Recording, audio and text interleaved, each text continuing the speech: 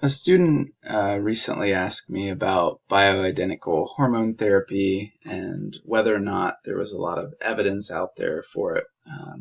We found this article, a review of the evidence, that's certainly promising, and it is in a peer-reviewed journal here, Journal of Women's Health.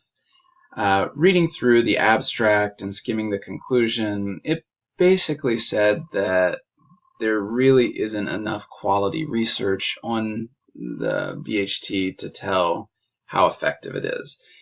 However, look that this study was published in 2007, and so it's very possible there have been much more rigorous research studies conducted since then. How would we tell that? Well, if we copy that title and cut it to the clipboard, I did a Control-C or Command-C on a Mac, open up a new tab and type in Google Scholar. This is basically like Google, except it does it for research. I'm going to paste. That was a Control-V or Command-V on a Mac, and press Enter. If you get multiple entries here, you want to try to find the article you were looking at, and this happens to be the article we were looking at, 2007. So one of the things I love about Google Scholar is that it has forward citations right here.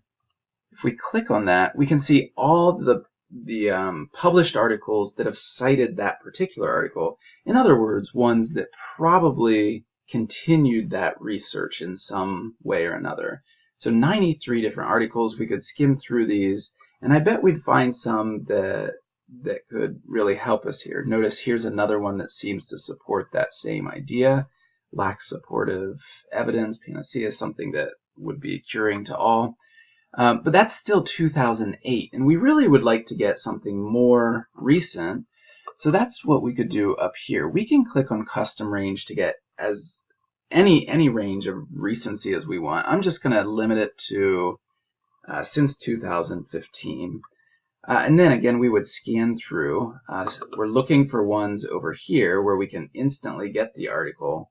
But more importantly, we're looking for articles that would be high quality. If we see a meta-analysis, that's going to be a summary of lots of research studies. And here we indeed do see a meta-analysis on bioidentical estrogen. So it's at least a specific area of what we want to look at. And we see Journal of Women's, blah, blah. This tells us that this is a peer-reviewed article, which is really nice. So we might want to click in on here. And even though we can't see the entire article now, if we view on this, it'll ask us to pay. We could try to copy this and look in the library, EMU, Goshen, wherever. And many times you can do that. You can find Journal of Women's Health, find 2017, and find this specific article. But even just looking at the abstract, you can look at their basic methodology. You can see that they did screen down to the rigorous studies, and you can see their conclusion, again, that there wasn't much benefit. However, it does still say we could have future research. If we look at the confidence interval, we see negative 0.41 to 0.38, and here we're looking at effect size. So it does look like there's the potential for some moderate effect.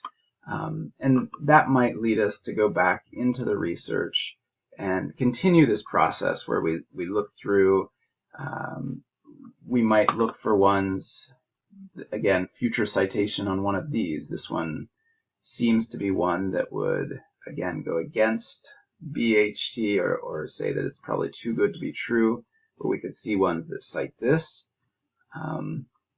Some randomized control trial, and you get the idea, looking through to find more research that's been done on that specific topic. Now we can, of course, also go back research. So if we wanted to click in on a specific study, and then we want, maybe this study really does hit a lot of the things that we're interested in, we could go down to the sources then and see what sources. This would be going into the past. This would be the opposite direction. But if you are doing a specific topic, you're doing a literature review or something, this is a great way to go back and forth past to future on a specific research topic and get a lot of really good studies.